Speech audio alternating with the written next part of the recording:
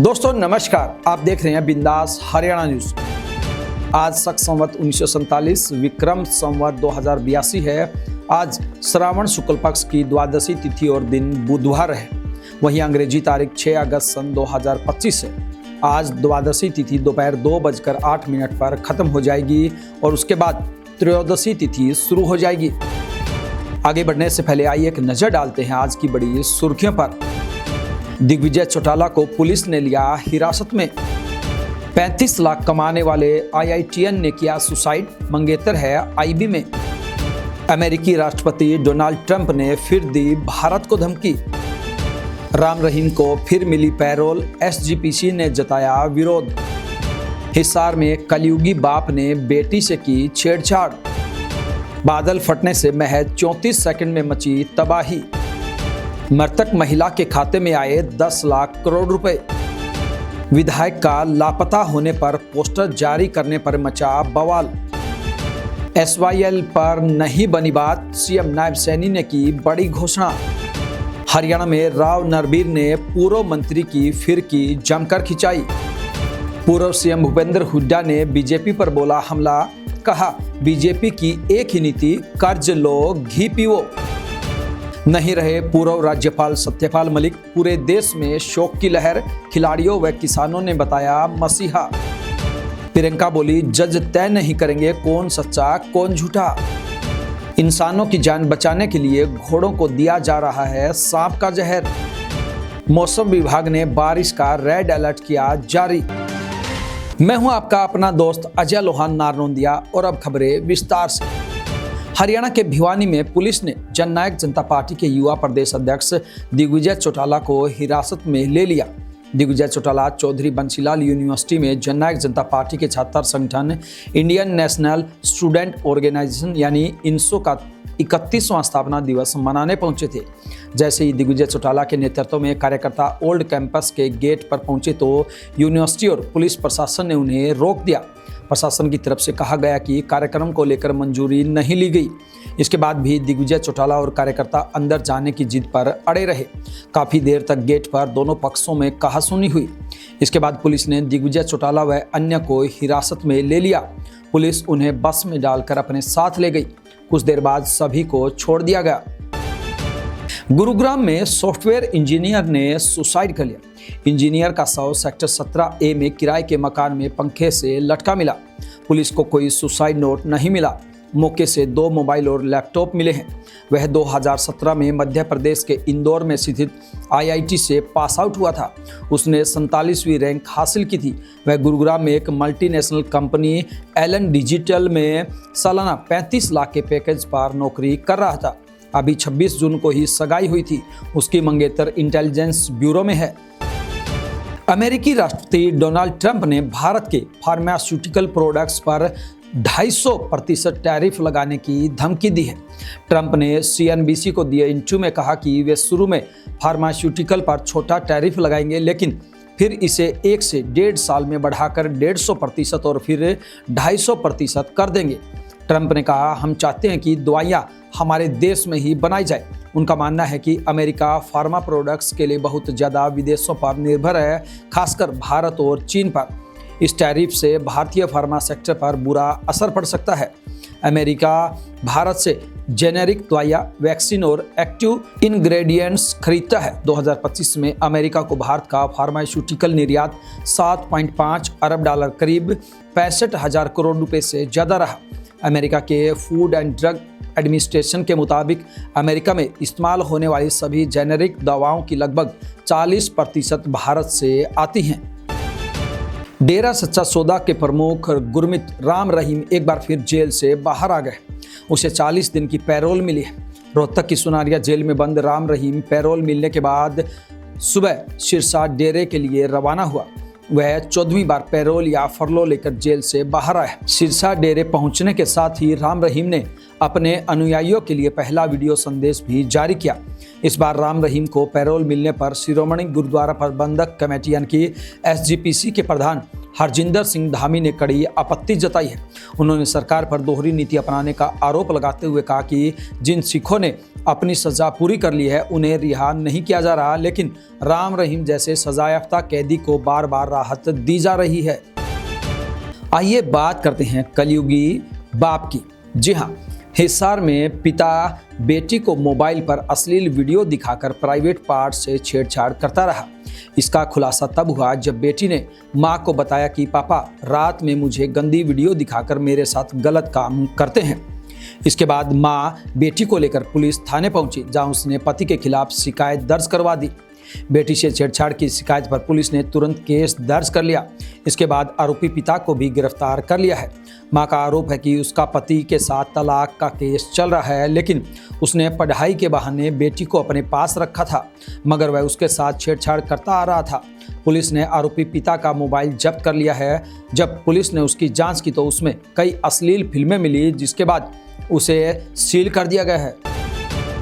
आइए बात करते हैं बादल फटने से हुई तबाही की। जी हाँ, उत्तरकाशी के धराली गांव में बादल फटने से भारी तबाही मच गई। इसमें 4 लोगों की जान चली गई, जबकि 50 से ज़्यादा लोग लापता हैं।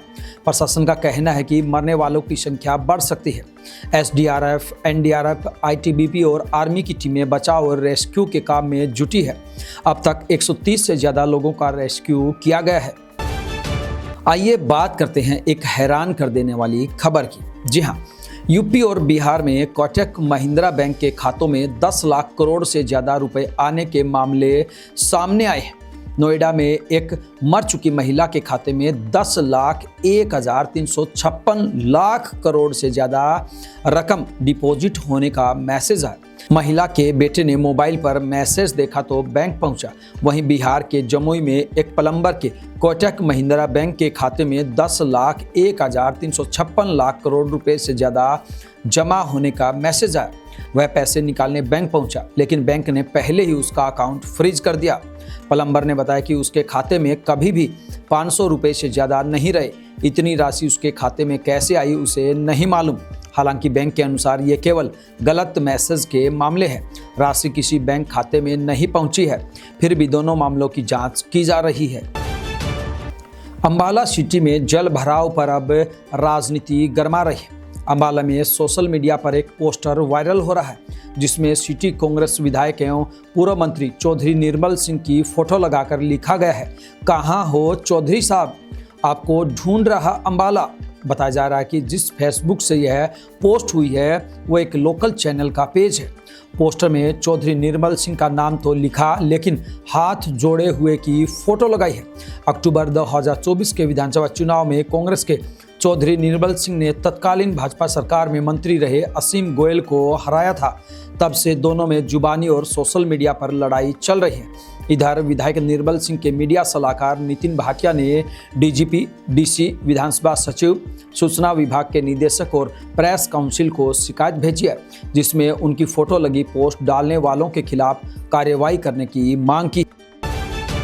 सतलुज यमुना लिंक नहर, जी हाँ, SYL को लेकर दिल्ली में हुई पंजाब हरियाणा के बीच बात नहीं बन पाई।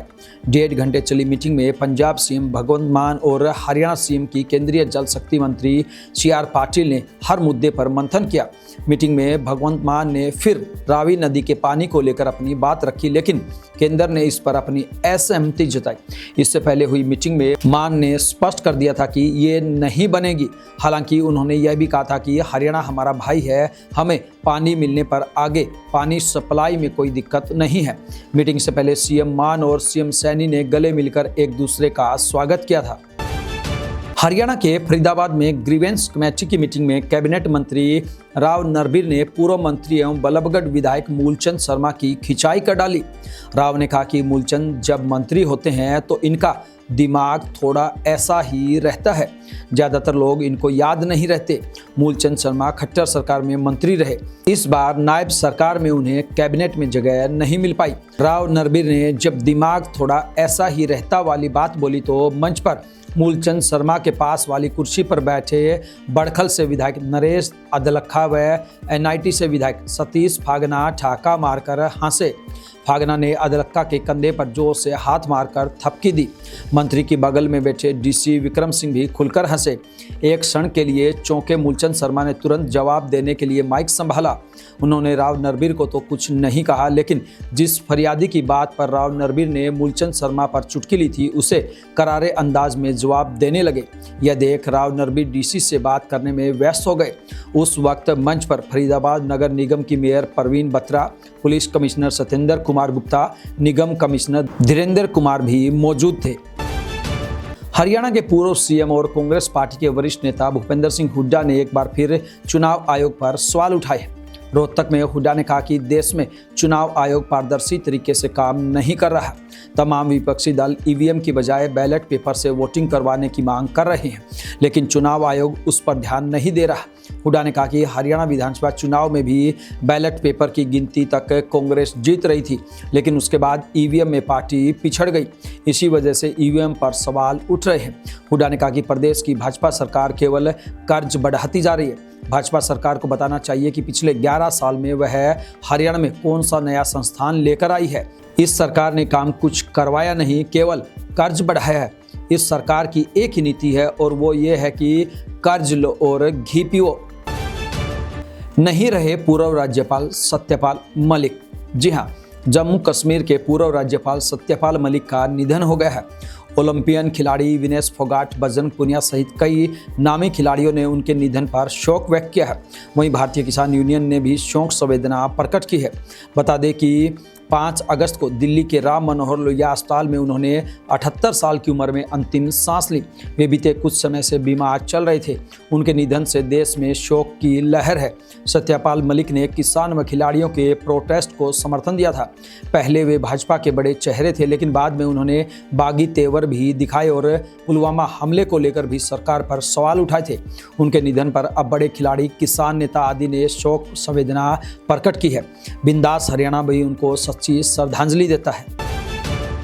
कांग्रेस महासचिव प्रियंका गांधी ने संसद परिसर में कहा, माननीय जजों का पूरा सम्मान रखते हुए मैं ये कहना चाहती हूं कि वे यह तय नहीं करेंगे कि सच्चा भारतीय कौन है। उन्होंने कहा, सरकार से सवाल पूछना विपक्ष के नेता का कर्तव्य है। मेरा भाई कभी भी सेना के खिलाफ नहीं बोलेगा, उनके प्रति सम्मान रखता है। भाई की बातों का गलत मतलब निकाला गया है। इधर संसद भवन में एनडीए संसदीय दल की बैठक में पीएम मोदी ने इसी मुद्दे पर कहा कि सुप्रीम कोर्ट की इससे बड़ी फटकार हो ही नहीं सकती। दरअसल प्रियंका का ये जवाब सुप्रीम कोर्ट के राहुल के सच्चे भारतीय होने पर उठाए सवाल पर आया है। 4 अगस्त को कांग्रेस नेता राहुल गांधी की सेना पर की गई टिप्पणी मामले पर सुनवाई के दौरान सुप्रीम कोर्ट ने नाराजगी जताई थी। सांप अगर किसी जानवर या इंसान को काट ले तो क्या होगा? सीधी सी बात है, अगर समय पर इलाज न मिले तो वो मर जाएगा। लेकिन घोड़ों को जानबूझकर सांप के जहर से भरे इंजेक्शन दिए जा रहे हैं। ऐसा इसलिए ताकि इंसानों की जान बचाई जा सके। दरअसल ये एंटीवेनम यानी सांप के जहर को बेअसर करने की दवा बनाने की प्रक्रिया का हिस्सा है। एंटीवेनम बनाने की प्रोसेस काफ़ी कॉम्प्लेक्स होती है। इसके लिए पहले सांप को एक स्पेशल कप में बाइट करा के उसका जहर कप में स्टोर किया जाता है। इस जहर को केमिकल और बायोलॉजिकल प्रोसेस के बाद घोड़ों में इंजेक्ट किया जाता है। ऐसा करने से घोड़े का इम्यून सिस्टम जहर के खिलाफ एंटीबॉडीज़ बनाता है। इसके बाद घोड़े से खून निकालकर उससे एंटीबॉडीज़ अलग की जाती है। इसका इस्तेमाल सांप के जहर का एंटीवेनम बनाने में किया जाता है। तो चलिए जानते हैं आपके शहर में आज कैसा रहेगा मौसम का मिजाज। हरियाणा के 4 जिलों झज्जर, फरीदाबाद, चरखी दादरी और यमुनानगर में बारिश हुई। मौसम विभाग ने रात 12 बजे तक के लिए पूर्वानुमान जारी करते हुए प्रदेश के 8 जिलों में तेज बारिश का रेड अलर्ट जारी किया है। इन जिलों में नूंह, गुरुग्राम, महेंद्रगढ़, चरखी दादरी, भिवानी, रेवाड़ी, झज्जर और रोहतक शामिल है। मौसम विभाग ने किसानों और आमजन से सतर्क रहने, जल भराव वाली जगहों से दूर रहने और पेड़ों के नीचे खड़े ना होने की अपील की है। ये थी बिंदास हरियाणा पर बड़ी खबरें। अब दीजिए आपके अपने साथी अजय लोहान नारनौंदिया को इजाजत। नमस्कार।